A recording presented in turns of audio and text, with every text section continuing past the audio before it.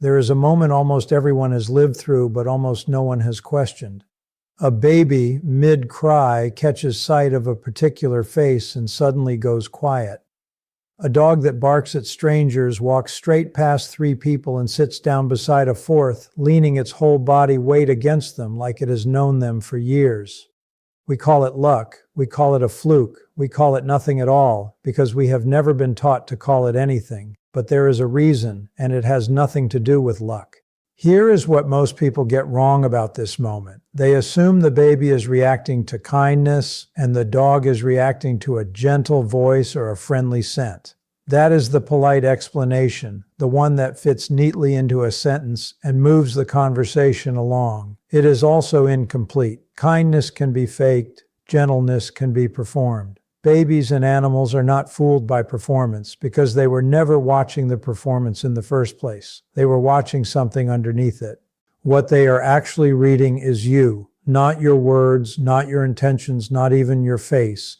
They are reading your nervous system, the pace of your breath, the set of your shoulders, the distance between what your body is doing and what your mouth is saying. This is not mysticism. This is the oldest form of communication that living things have, older than language, older than culture, older than the idea of a name. And some people, without ever knowing they are doing it, speak this language fluently. We call them empaths. Babies and animals call them safe.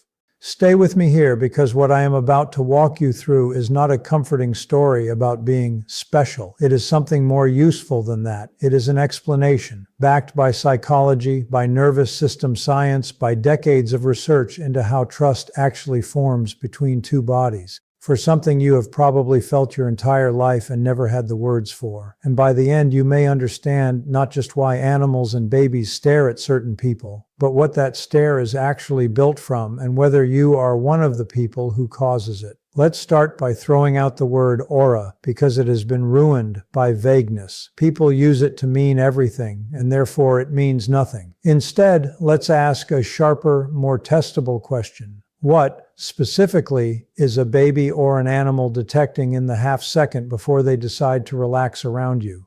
The honest answer is contradiction, or the absence of it. Every human being sends two signals at once, what we say and what our body does while we're saying it. Most of the time, those two signals argue with each other. A person smiles while their jaw stays tight. A person says, "I'm fine," while their breathing goes shallow and quick. Adults have learned painfully to ignore this static. We are trained from childhood to respond to words and overlook everything else, because words are what get graded, hired, and rewarded. Babies have not yet learned this trained blindness. Animals never learn it at all. For them, the body is the only channel that has ever mattered, because for most of evolutionary history, the body was the only channel that could not lie. So when a baby locks eyes with someone and does not look away, it is not curiosity in the way we usually mean that word. It is closer to an internal system running a very fast, very old check. Does what I'm sensing match what I'm seeing? When the answer is yes, when the calm on someone's face is the same calm underneath their skin, something in the baby settles. The stare lengthens, not because the baby is transfixed by beauty or novelty, but because there is finally nothing left to solve. The signal is clean. There is no static to parse. Animals run the same check, just through a different set of instruments. A dog is not reading your sentence structure. It is reading the tempo of your movements, the openness of your hands, whether your energy arrives all at once or builds gradually. In the wild, sudden, and mismatched energy has always meant one thing: unpredictability, and unpredictability has always meant danger. An animal that ignored this signal did not survive long enough to pass on its instincts. The ones that paid close attention did. That inheritance is still running in every dog on every couch in the world right now, whether or not it ever meets a genuine threat. This is the part where most explanations stop, at biology, at instinct, at animals' sense energy. But there is a second layer underneath the nervous system signal, one that goes back further than any individual life, and it belongs to a man who spent his career studying exactly this kind of wordless recognition, Carl Jung.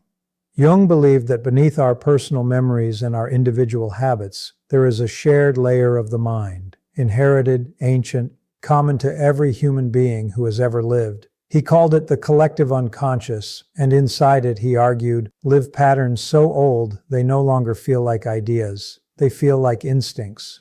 One of those patterns is the archetype of the caregiver, the internal template every human carries for what safety looks like, sounds like, and moves like. Babies do not learn this pattern through observation. They arrive with it already installed, the way they arrive already knowing how to search for a heartbeat.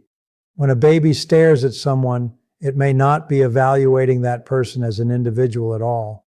It may be checking that person against a blueprint that predates the baby's own memory, a blueprint written into the species long before either of them was born, quietly, patiently, waiting to be recognized. But a blueprint alone does not explain everything, because plenty of people who are genuinely kind still make babies cry and dogs bolt for the door. Kindness is not the missing variable. Alignment is. And this is where the story gets more interesting than most explanations are willing to go, because it means the stare is not a compliment about your personality. It is a verdict about your consistency. Think about the last time you were around someone who was upset but insisted through a tight smile that everything was fine. You felt something you couldn't quite name. A low static, a sense the air had changed though nothing was said. That feeling has a name in psychology: incongruence. It is the gap between what someone feels and what they show. Adults tolerate this gap constantly because we've been trained to prioritize the words over the gap itself.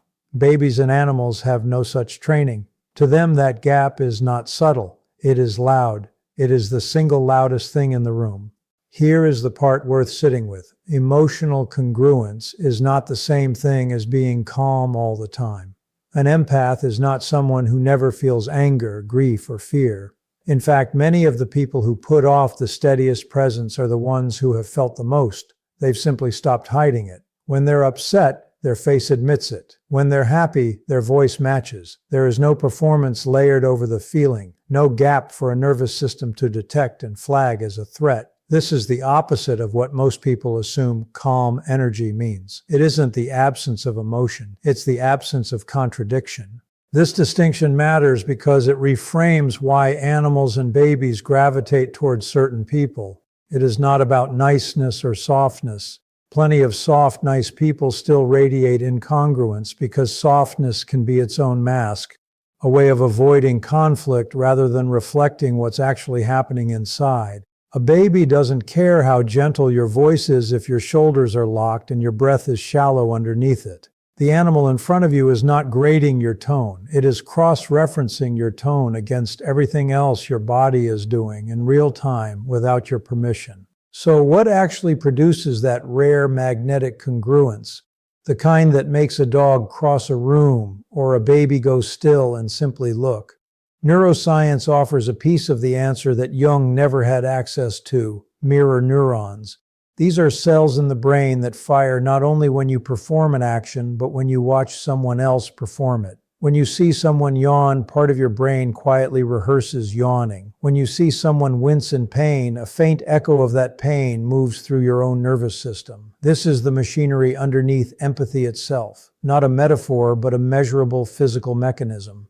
People with a highly active mirror neuron response don't just understand what someone else is feeling. They feel a version of it themselves, almost instantly, often before they've consciously registered why. This is why an empath in a tense room doesn't need to be told the room is tense. Their body has already picked it up and started reacting to it. And critically, this same system runs in reverse. When an empath looks at a distressed baby or a nervous animal, their own body softens to match. Their breathing slows first. Their voice drops second. Their posture opens third. None of it is a decision. It's a reflex, running underneath conscious thought. The same reflex that makes you wince when you watch someone else stub their toe. Now picture what this looks like from the baby's side. An infant doesn't yet have a stable sense of its own internal state. It is, in a very real sense, still learning what its own feelings mean.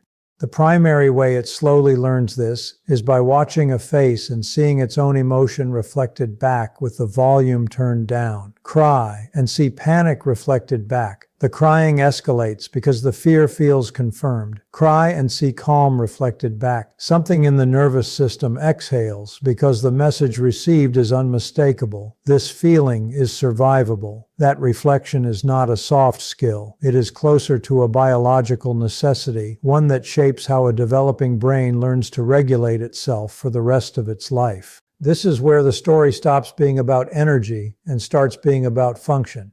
An empath, when their mirror neuron response is intact and their outer behavior matches their inner state, becomes something closer to a stabilizing mirror than a personality type. They are not glowing. They are not projecting some invisible field into the room. They are reflecting a version of you back to yourself cleanly, without distortion, and something in your nervous system, whether you are 8 months old or 4 years into being a golden retriever, recognizes that reflection as rare and leans in to get more of it.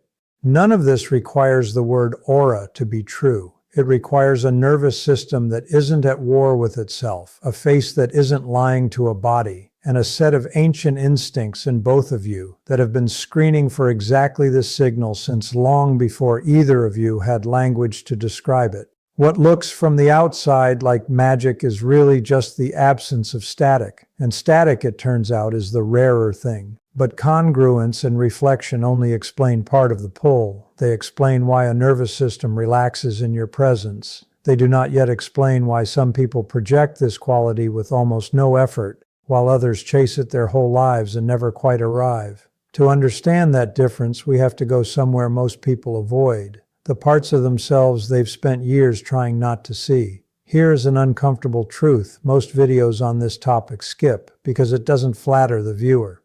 Not every gentle person is calm, and not every calm person got there easily. Some of the steadiest presences you will ever meet were not born that way.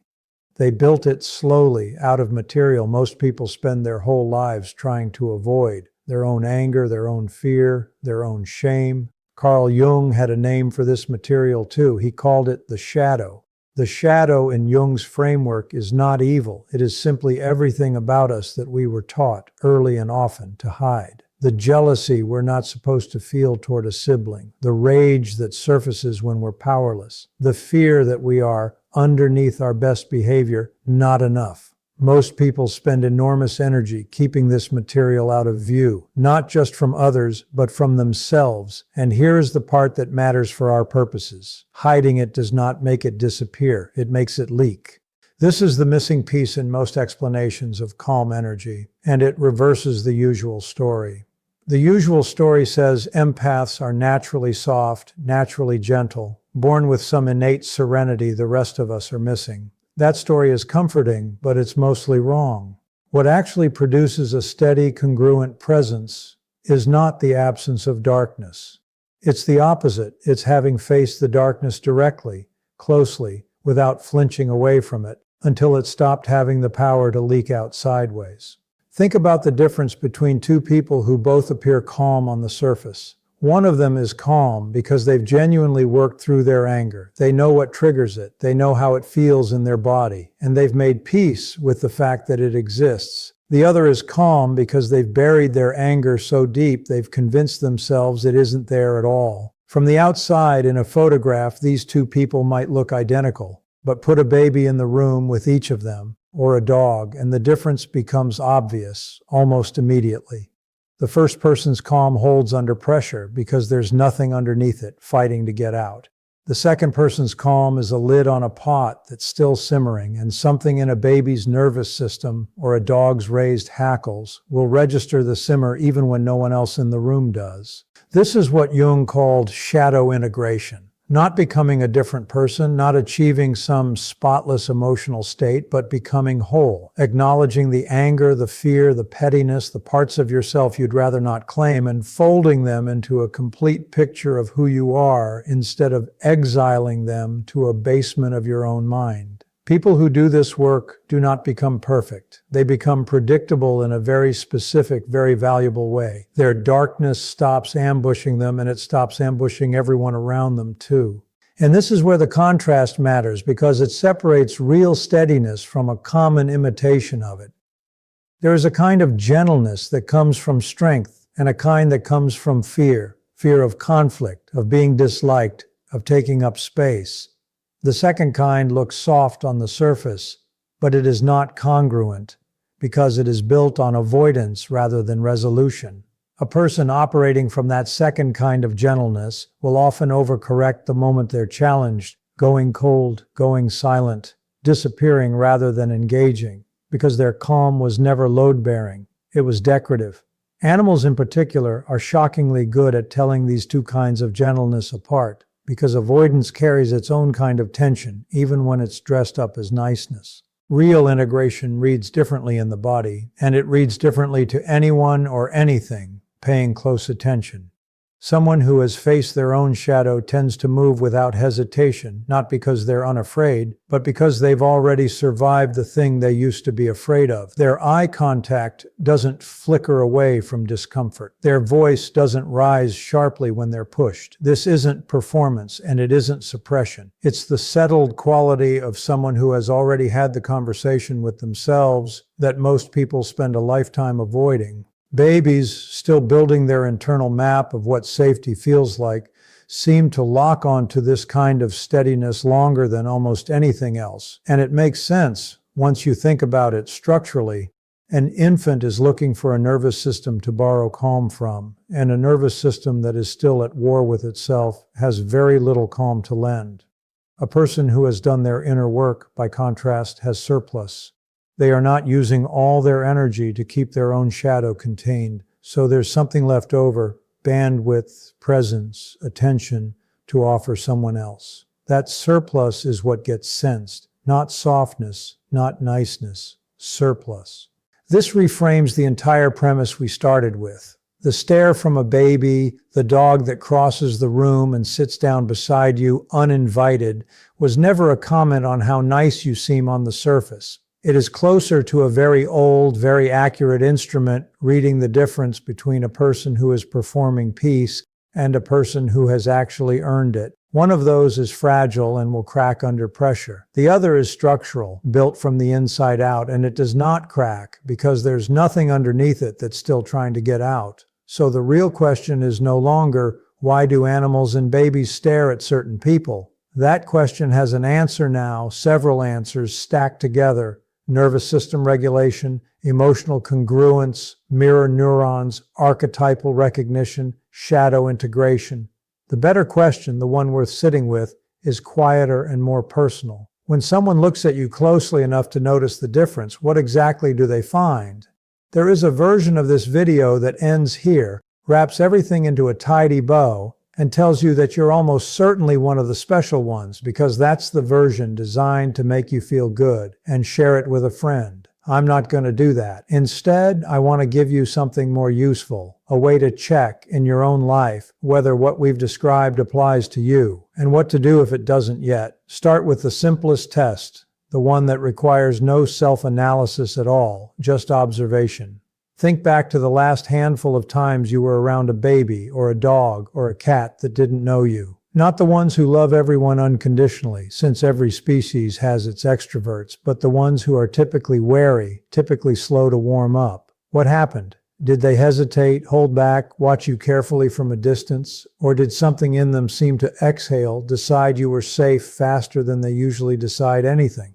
Neither answer is a verdict on your worth as a person, which is worth saying clearly, because this topic tends to get moralized in ways that aren't fair or accurate. Plenty of deeply good people carry tension they haven't resolved yet. Tension that has nothing to do with being a bad person and everything to do with being a person who hasn't had the space, the safety, or the guidance to work through what they're carrying. The stare isn't a report card, it's a mirror, and mirrors can be adjusted. If you noticed hesitation more often than not, here's what that likely means. Based on everything we've covered, there's probably a gap somewhere between what you're showing and what you're actually feeling. Maybe you smile through frustration at work because that's what professionalism has trained you to do. Maybe you keep your voice light around people you love, even when something underneath it is heavier than light. This isn't a character flaw, it's a survival strategy, one you likely built for good reasons, in circumstances where showing the gap wasn't safe, but a strategy that once protected you can start to cost you, especially in the exact moments you'd most want someone or something to trust you instantly. The good news, and this is where the science becomes genuinely useful instead of just interesting, is that congruence is not a fixed trait. It is closer to a skill, one built through small, repeatable practices rather than a personality transplant. It starts with something almost embarrassingly simple, noticing the gap in real time. The next time you catch yourself smiling while genuinely irritated or speaking calmly while your chest feels tight underneath, pause quietly. Not to fix it immediately, not to force it. Just notice. That noticing, repeated enough times, is what begins closing the distance between your inside and your outside. From there, the second practice is slower breathing under pressure. Not as a cliché relaxation tip, but because breath is one of the only nervous system signals you can consciously influence in the moment. A slower exhale doesn't just calm you. It changes the signal your body sends to everyone and everything around you, including the parts of a baby's brain or a dog's instincts that are reading you exactly the way we've spent the last 3 sections describing. You are not performing calm. You are actually becoming calmer. And the difference between those two things is precisely what a nervous system on the other side of the room can tell apart, even when a person cannot.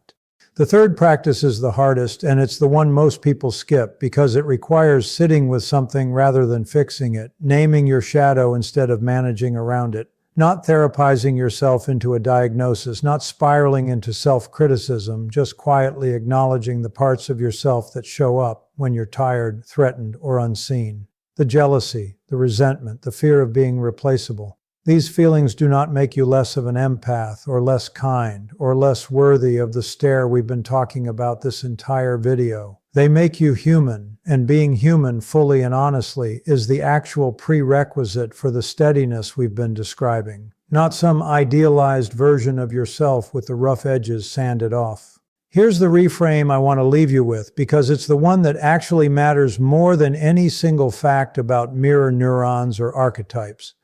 The presence that makes a baby stop crying or a dog cross a room was never about being special in the way we usually mean that word, gifted, chosen, different from everyone else in some flattering, permanent way. It was always about being unguarded, about letting your outside catch up to your inside consistently, even when that feels riskier than keeping the mask on. Babies and animals aren't detecting magic. They're detecting the rare experience of meeting someone who isn't hiding anything from them because that person has stopped hiding it from themselves first. So the next time a baby locks eyes with you and doesn't look away, or a dog you've never met walks straight past everyone else in the room and sits down at your feet, resist the urge to explain it away as luck, and resist the urge to inflate it into something mystical either. Sit with the simpler, sturdier explanation. In that moment, whatever you were carrying inside matched whatever you were showing on the outside, closely enough that an old, accurate instinct recognized it as safe. That is not an accident, and it is not a gift you either have or don't have. It is something built, one honest moment at a time, by anyone willing to stop performing peace long enough to actually find it. And if you've ever wondered whether the stare means something, now you know what it means, and exactly what it takes to earn it again.